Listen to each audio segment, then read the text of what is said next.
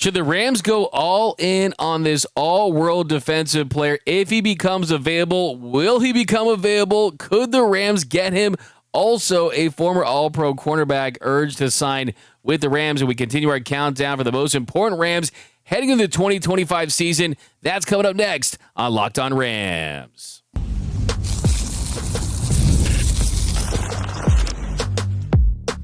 You are Locked On Rams, your daily Los Angeles Rams podcast. Part of the Locked On Podcast Network, your team every day.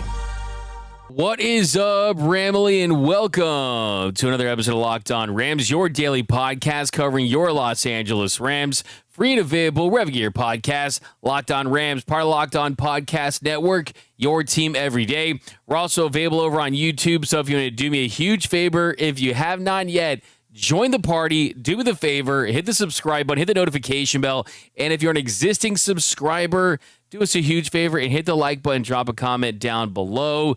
Podcast listeners, if you leave us a review, we will read it on the show. My name is Doug McCain. Friends call me D-Mac. You can follow me on X and Instagram at DMac_LA. I've covered LA sports for over a decade, 24/7 sports, Bleacher Report, Dodgers Nation. I also do NFL radio for Westwood One. Today I'm flying solo. The People's Champ, though, Mr. Travis Rogers will rejoin me later this week. We'll dive into some training camp talk. We've got a jam-packed episode. We are talking about the most important Rams heading into the 2025 season. Also, a little trade speculation. There's a big name that's being floated around, and we're going to get into that. I'll tell you how realistic of a possibility that really is for the Los Angeles Rams. But first, today's episode is brought to you by Gametime. Download the Gametime app, create an account, and use code LOCKEDONNFL for $20 off your first purchase. Okay, so let's get right into it. The big buzz around the National Football League is that there is a contract dispute in Pittsburgh involving their best player, TJ Watt, and the organization. And after it was made clear by what appeared to be TJ Watt's agent and the Steelers front office, they're just kind of taking jabs at each other in the press while they iron out a new contract. That's kind of how it feels to me before the season starts. And the Steelers have came out and said they have no intention of trading him, and that, look, they might move him in 2026, 2027, potentially after a new deal. But the Steelers are all in on the 2025 season. And if you look at the cost of acquiring someone of TJ Watt's caliber, we are talking about potentially multiple first-round picks, at the very least one first-round pick. There's no doubt about that. And then you have to look at the fact that you have to pay him, that he would be the highest paid pass rusher in the league. He'd be right there with Myles Garrett. So any team that would be willing to trade for TJ Watt, you'd be getting a guy that is north of 30, getting paid at the top tier, while also having to empty out your draft war chest. So before we kind of get into what the specifics of it mean for the Los Angeles Rams, just know that you have to go and pay top dollar. I mean, we're talking about Beverly Hills real estate. We're talking about the top shelf stuff, right? This ain't the cheap stuff, right? This is a very, very high quality elite player that plays a premium position in the National Football League. But just because I've heard a lot of you guys in the comments, D-Mac, let's go get TJ Watt. I've got multiple people on X ask me the same thing. Is it possible?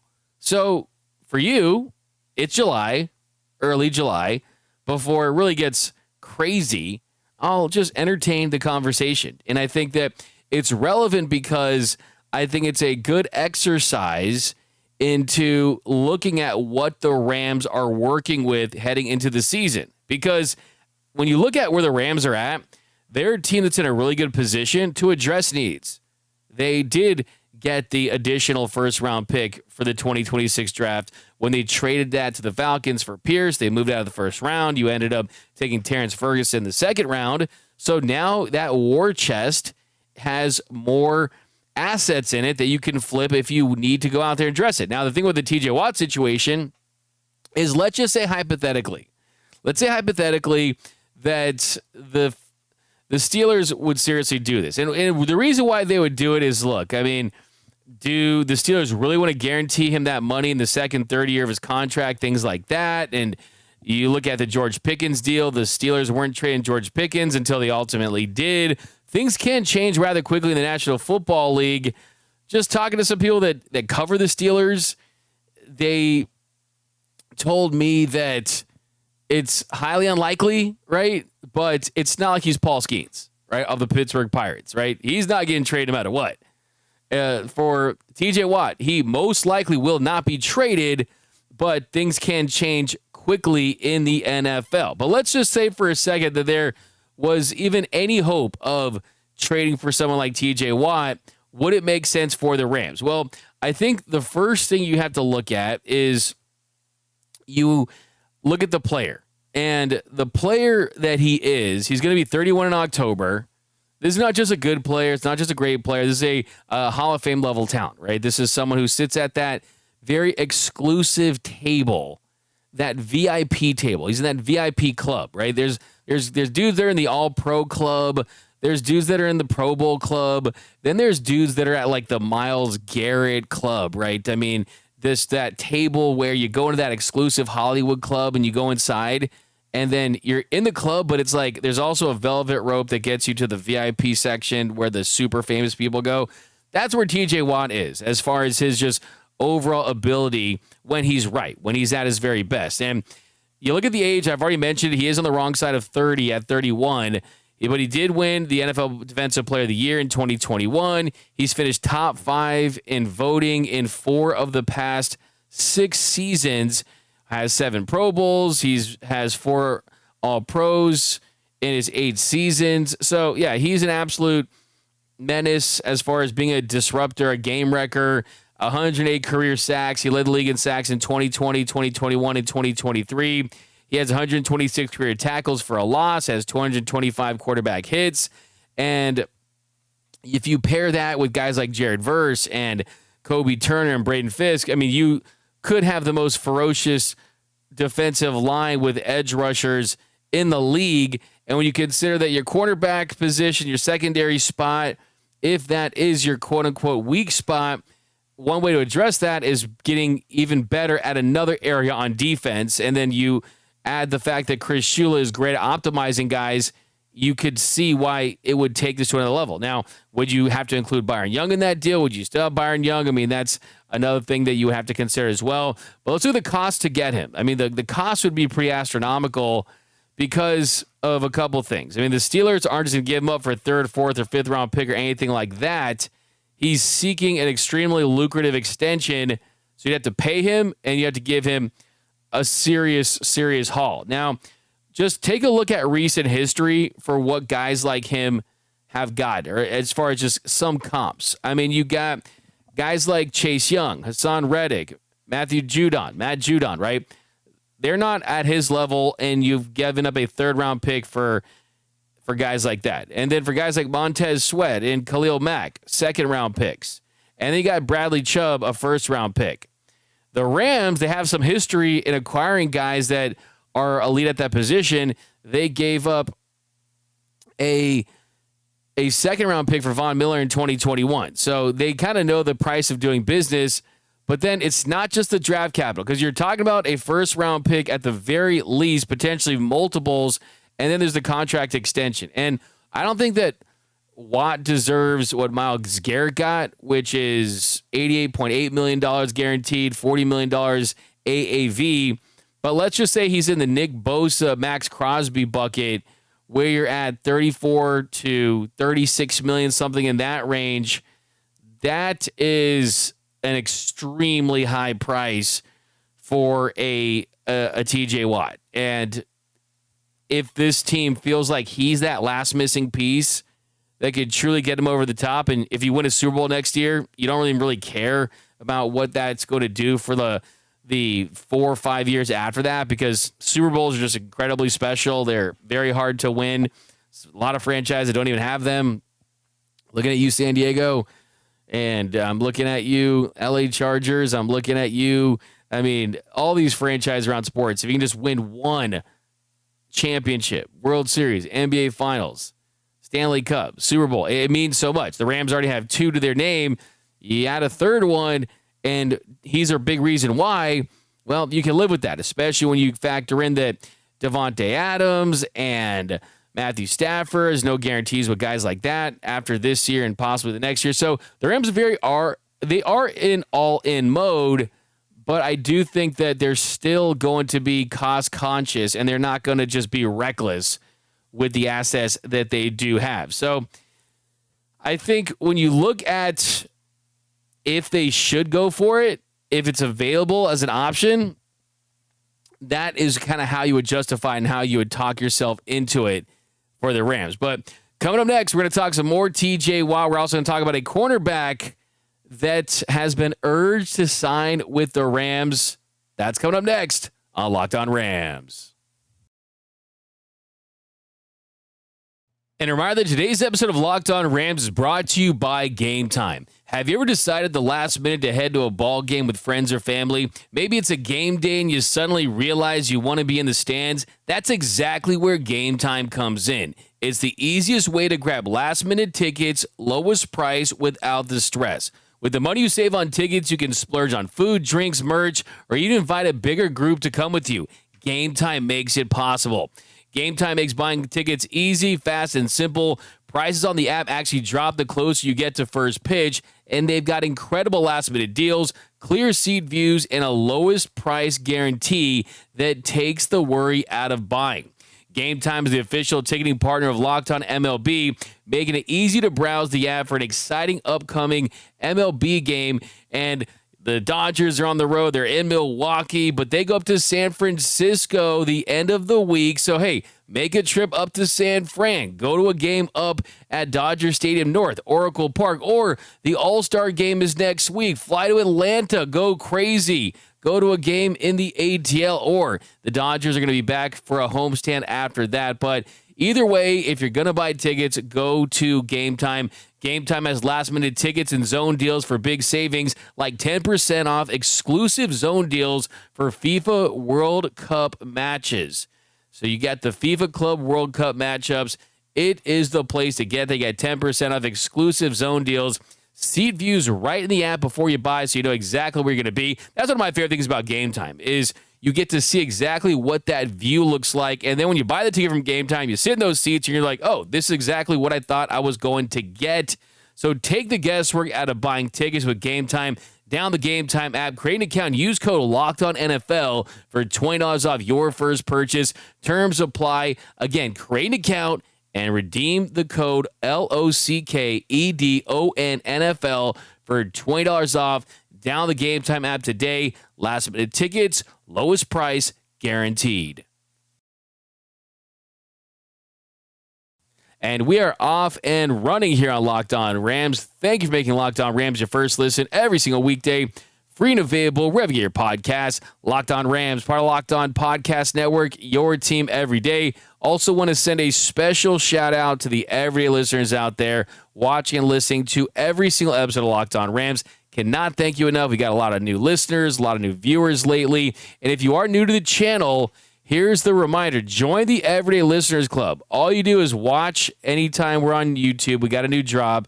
Listen on the pod, and then you won't miss a thing about your Los Angeles Rams. Okay, let's dive into the second segment and pick up the conversation on TJ Watt. So there's an NFL Network analyst that really thinks that the Rams should be the trade partner if TJ Watt was available. Of course, we know that Les Snead has the 2026 first-round picks. Byron Young is a guy that possibly could be included in a deal.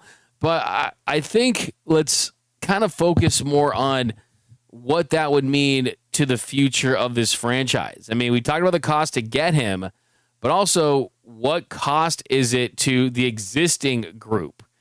You look at the snaps and just the imprint he would have on this team, it would be significant, right? I mean, it would be his defense along with Jared Verse and Kobe Turner, right? I mean, the identity would be that TJ Watt is kind of the torchbearer, not Jared Verse yet, or it could be torchbearer by committee, right? I mean, Aaron Donald and Jared Verse, we know there's a relationship there. It does feel like the future of this defense is in Verse's hands.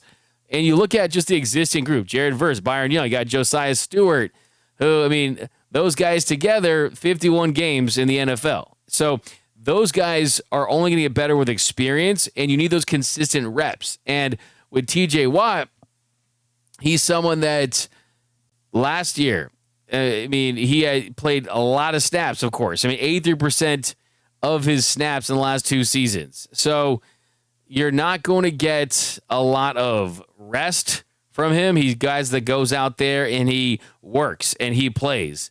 So if you're trying to develop while going for a Super Bowl run, like they kind of are in a way, even though it's kind of out of necessity, well, that is definitely the ultimate indication that, hey, yeah, it's nice that we have good young players, but we're really focused on winning it all in 2025 with a more proven veteran group, right? So I think that to me is where it becomes an interesting thing. I think for me, just in general, if it were to trade for TJ Watt, I think he's an excellent player.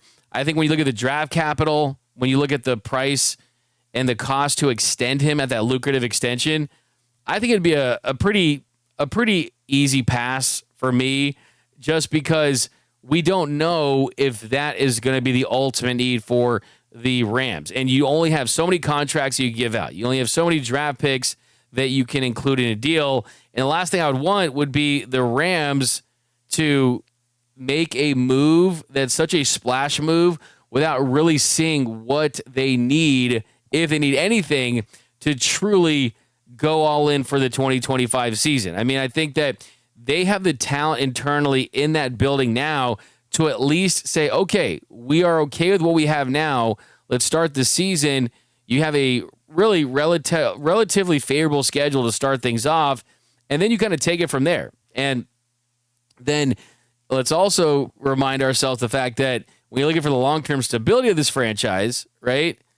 The quarterback position is one that you almost have to draft if you want to get a top-tier quarterback. And by having that extra draft pick that they have in 2026, that gives them more ammunition if they decide they like someone that they want to trade up and go and get. So that's kind of where I'm at if there was any possibility. I think that the purpose of this is just to kind of remind ourselves that what the Rams really do have, they've really drafted and developed so well that you really feel like, yeah, sure. Would TJ Watt instantly be arguably the best player on this team? Sure.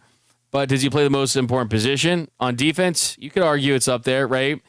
But I still think that you have to really choose wisely when it comes to those picks. I think, too, it's kind of one of those things. It's like, yeah, Luka Doncic was traded to the Lakers.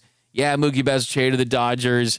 Yeah, you've had some wild trades and improbable trades, but it just feels like the Steelers are doing the smoke screen thing. And while everyone is kind of invested in this, my spider senses, my trade senses, and even people I've kind of talked to that cover him in Pittsburgh, they just don't feel like this is something that's going to happen. So it's kind of one of those things where I just don't want to invest too much into it, like multiple shows, just trying to talk about this when, hey, you want to go out for dinner? Well, hey, there is some good food in the cupboard and you got some good recipes, and that's why it brings me to Byron Young. And we're going to continue our most important players list for the 2025 season, and we're going to go to number 15. And 15 is Byron Young. So just like that, Byron Young is in his 3rd year with the Rams. Time has just absolutely flown.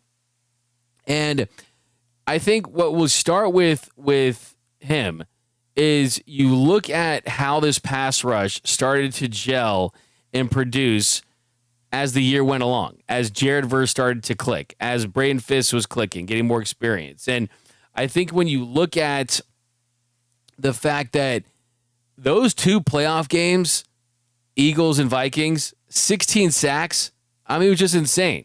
And Byron Young was a big reason why. He had 1.5 sacks in the postseason, had 7.5 sacks in the regular season. And as he gets into year 3, he had 15.5 sacks in his first 2 years combined. So that's production. I mean, that's production. And when you look at when the Rams selected him, they took him in the 3rd round, the 2023 draft. Of course, they used the Jalen Ramsey pick after they traded him to the Dolphins, and the part of that compensation was a 3rd round pick, and they used that to get Byron Young, number 77 overall at Tennessee. He just had a really great impact right out of the gates. I mean, he was tied with Aaron Donald for the second most sacks on the team with 8 his rookie season. And then you look at his 2024 year, 62 tackles, 7.5 sacks, 12 TFLs, 13 QB hits, 1 forced fumble, 1 safety.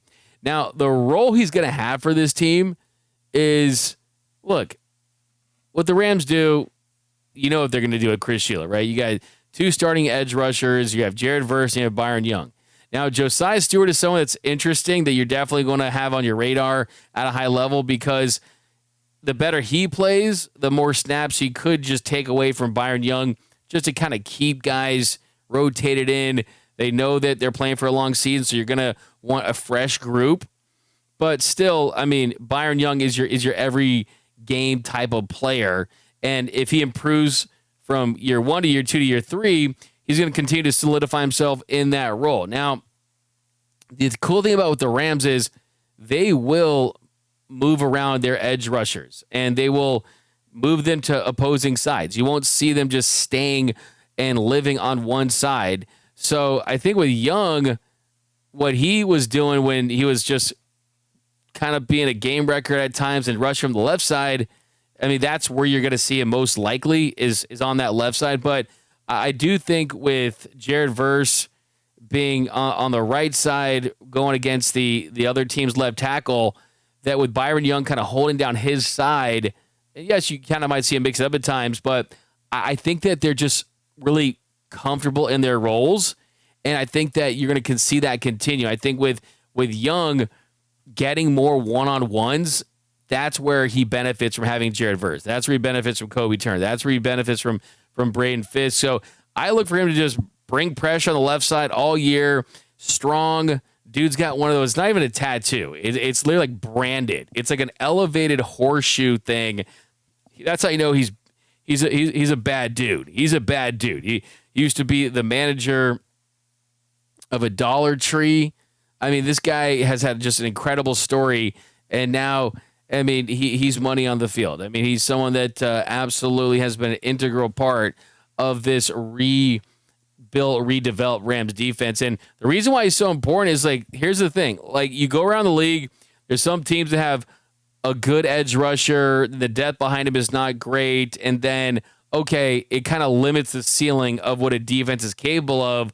But with Byron Young, he's someone who is so much better as the second best edge rusher. If Byron Young was your best edge rusher going against left tackles, kind of the guy that they're going to be scheming for, he might not have much success, might not be as productive. But with Jared Verse elevating, that makes Byron Young a better player, because in his role, he's more of a star, right? It's like in baseball, you got your aces, then you got your number 2 starters, number 3 starters. It's the same thing with edge rushers. I mean, a lot of teams, when you look at that rotation, yeah, you might have an ace or a number 2 guy, but you don't have a 2-headed monster or guys that are just better as the number 2. So having 2 really good edge rushers in modern day National Football League football, and just having guys that can be athletic and get to the quarterback, it's worth its weight in gold. So it's a major difference to have 2 really, really good edge rushers.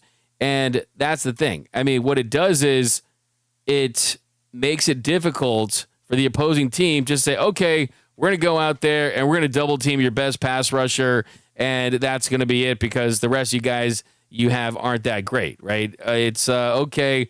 You're just a team that's top heavy. We saw it for Aaron Donald for so many years, right? I mean, teams double, triple teaming him. Yes, the Rams had more talent at times, but still, the more talent you have, the more honest you can keep that opposing defensive coordinator, offensive coordinator, and try to put your guys in position to go out there and make a ton of plays. So yeah, I think with Young, I want to see a year-to-year improvement, a wire-to-wire level of production. He's had a really good offseason from what I've been told physically. Of course, everyone comes into camp. I'm in the best shape of my life. Bruh, like this guy, this guy's straight up jacked. Like no joke. And the speed, the agility that he's been working on, he's going to really, I think, make a big impact on this team. And I think that there's not a lot of people talking about him just because of the year that Jared Verse did have in year one. But I just love the fact that what he does, too, is going to help Jared Verse as well. His success is Jared Verse's success in a lot of ways because the better he plays, it makes it harder for teams to send doubles to Verse, right? So I think that there's the other way around, too, where they just kind of feed off of each other. And I think they're really looking forward to kind of just being that young star defense that can really just wreak havoc in this league. So I don't think that TJ Watt gets traded to the Rams, but part of the reasons why I don't think that, it's that move you have to make is because of some of the internal talent that you have. So I was definitely trying to make sure that I point out what they have in Byron Young, because we already know what they have in Jared Verse, and he's way higher on the most important Rams list. But yeah, I think TJ Watt, I think he re-ups with the Steelers. But coming up next, a cornerback urged to sign with the Rams. And I'm going to tell you why the Rams are not going to go out there and do anything to shake up their roster in a major way before training camp. That's coming up next on Locked On Rams. And welcome back to Locked On Rams. Thank you for making Locked On Rams your first listen every single weekday. Free and available wherever you get your podcast. Locked On Rams, part of Locked On Podcast Network, your team every day. Okay, here in our third segment, we're going to talk about a cornerback that was urged to sign with the Rams. He was on a podcast, Stephon Gilmore, the Money Down podcast, and a former player that had a cup of coffee in the NFL who was in the Falcons organization for some time. His name is Warren Herring. He urged Gilmore to sign with the Rams. He said that, hey, you should go to L.A. and that you would look good in blue and gold and that you did it to them once. Now you could get them one. So basically he's saying, hey, with the Patriots, you took a Super Bowl away from the Rams. Might not as well go and help them win a Super Bowl. So I think it's pretty interesting in the sense that, yeah, it's a big name. But one thing I want to stress is, like, can we stop, like, attaching these rumors and these links to these players just because of kind of what they did, right? Oh, he's a 5-time All-Pro. He's did a Super Bowl. He did it a All-Pro. Did it a Pro Bowl. It's like, great. We understand that. But I don't look at 35 Pro Bowls, 35 All-Pros. I look at the fact he's 35 years old and he's playing the cornerback position. And the truth is that Stephon Gilmore, even though he's had a great career throughout many different teams, he played for the Vikings, the Cowboys, the Colts, the Panthers in the last 4 years. He was with the Patriots, 32 career interceptions, 149 pass defense, 617 combined tackles, 180 games, 13-year NFL career. But I'm done with the okay, let's try to be heroes and take on a guy that was a good guy back in his career